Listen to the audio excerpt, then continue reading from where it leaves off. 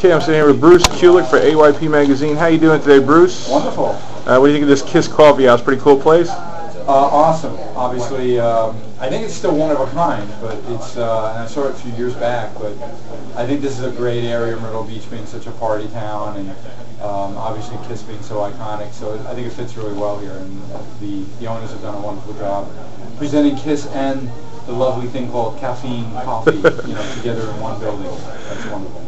Well, Bruce, Kiss and Ace Frehley both released highly acclaimed CDs in the last year or so.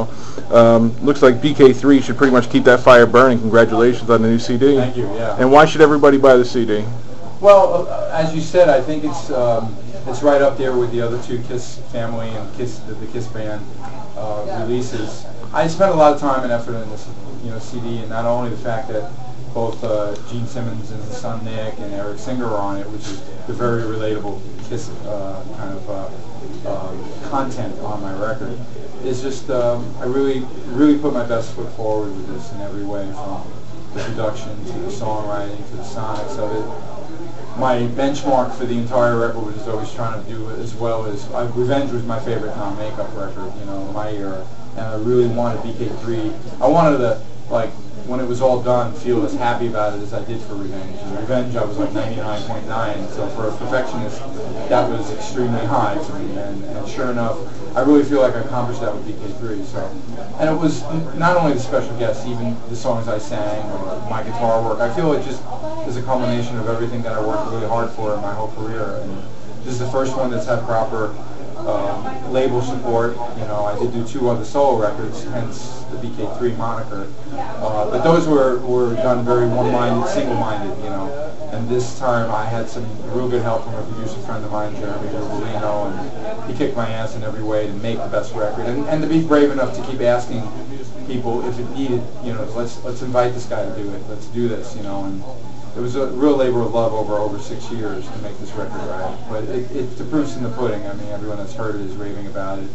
And in fact, I think that AllMusic site, which is one of the ones where people go to just check credits and things like that, said that my record was the 3rd of the Kiss-related and Kiss products that follows along in that tradition of good new music for the Kiss fans. So that's what I was looking for from everybody, that kind of confirmation of something I already knew. Right. Now, get into a little bit of Kiss history before we get back to the new album. Both you and your brother Bob have a history with Kiss, obviously. Bob was very much involved with the Kiss work in the earlier years, but why did you end up getting a position with Kiss? Why did they choose you over Bob? Well, of course, I knew Paul Stanley from my brother. We used to do some things socially back in the late 70s, actually, because Bob, auditioned originally and then ghost guitared on some of the stuff. And then, like I said, there were times when Paul and I and my brother and all, we'd go to a movie or go to a club in New York. So I knew Paul. I didn't know Gene personally, But I think when it came time to them doing the Animals record, Mark St. John was announced as the new guitarist. But apparently there was something going on with his health at the time. I'm not sure if they knew what it was. But Paul asked around a few people, and my name kept getting popped up as bring him in to do the ghost guitar. So instead of my brother, which was, he did it before anyway, they figured, let's try Bruce, and it worked out well. And then at that time, Paul happened to mention, don't cut your hair. It was kind of shoulder length, but I guess he realized that if for some reason Mark wasn't ready for the tour that they were planning later in the year, then Bruce should, he could ask me to film it, and that's exactly what happened. Well, with that being said, a lot of Kiss fans will say you're the greatest lead guitarist they've had. Why aren't you in the current lineup? Was it ever offered to you? No, I mean, it was really natural. First of all, Tommy's not only a great guy, but a really great guitar player as well. And Tommy really always studied the Ace thing in a big way. In fact, when it came to the reunion tour, it was Tommy that sat with Ace, the two of them, with him going, no, these are the riffs in that song, because there were many, many songs that Ace had not played in years, So ultimately, there were a few times where it seemed like Tommy had to suit up and get ready, okay, because Ace was going to miss a flight, or et cetera, et cetera. And in the end, it really just made more sense for them just to go straight to Tommy It would have been a big adjustment, harder for me than what Eric would, did for the Peter Criss role after my 12 years of the band to just suddenly be the Ace Frehley in the group, or the spaceman, shall I say. Right.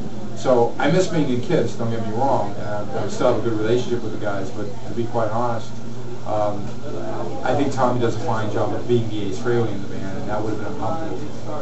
Now, you were obviously involved with the Unplugged session, the legendary Unplugged session with the reunion.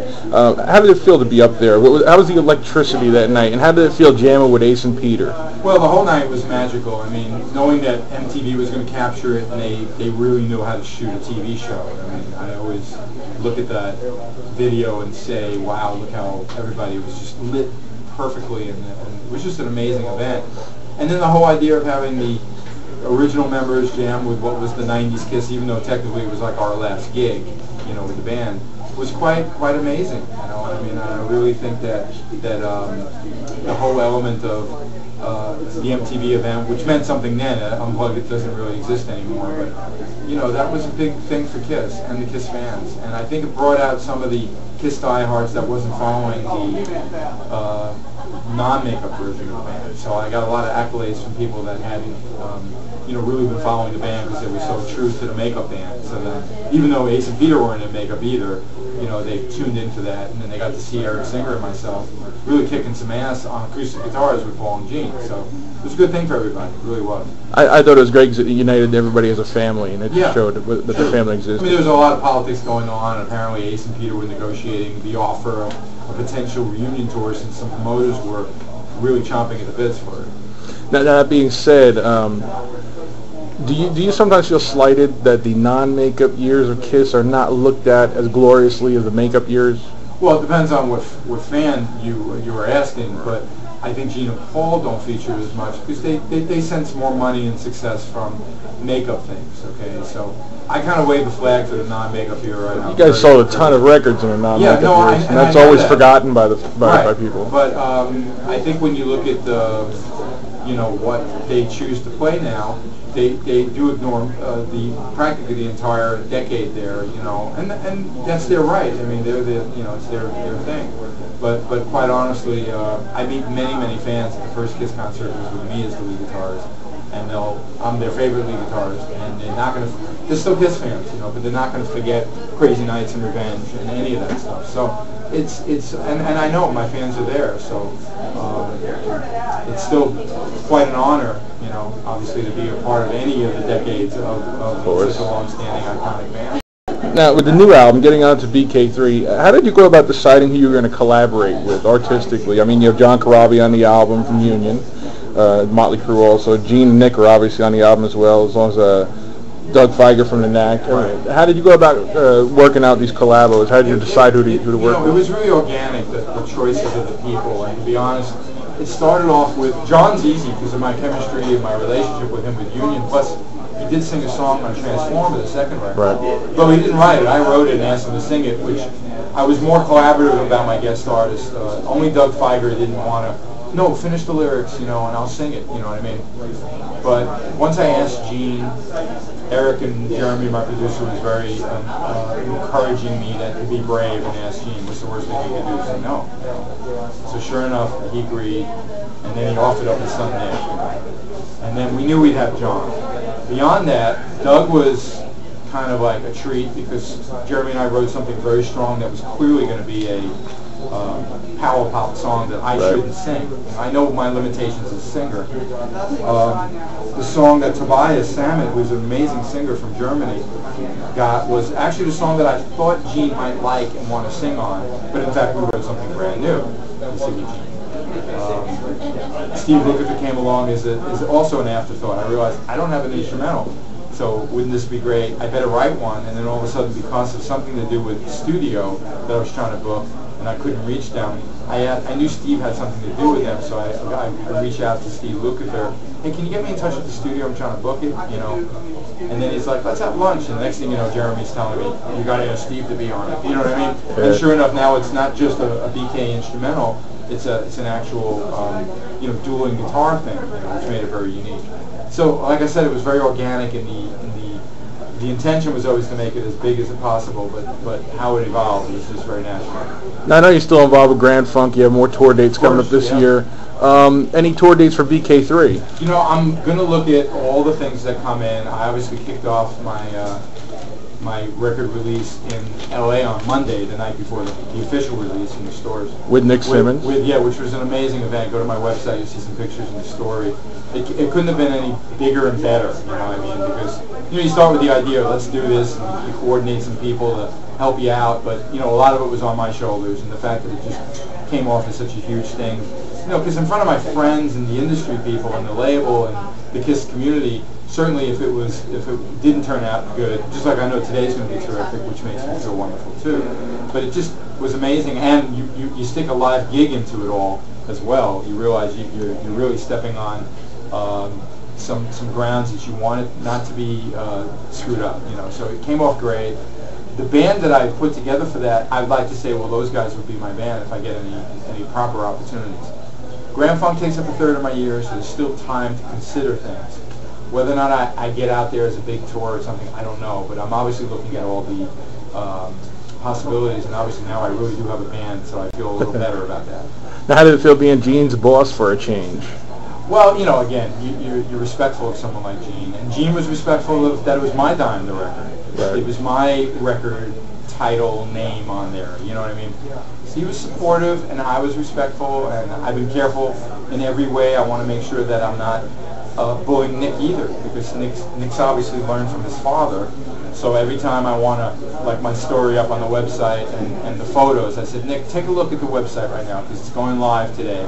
You know, pick a shot. We have choices here. You know what I mean? So, right. And I realize he's learned from his father too. You know, don't use the smiling picture. Can we use the rock one? I go, absolutely. You know, your call. You know, I might have gone with the smiling shot, but I want him to be in any way that I'm using the Simmons family, shall I say, as part of my thing. I want them to be happy with it and promote them in the best way that they think also makes them look good. So, hence the Family Jewels thing working out as part of that Monday night party and rehearsal, and obviously it'll be part of a show probably in April. So that's all great for my record and me, because, you know, let's face it, they could be, you know, they could do whatever they want. As you know, it could be like, you know, Nick's car broke down. Let's do an episode on that. You know, and instead it's actually going to be about a live performance from my record. So that's been great. That's tremendous promotion.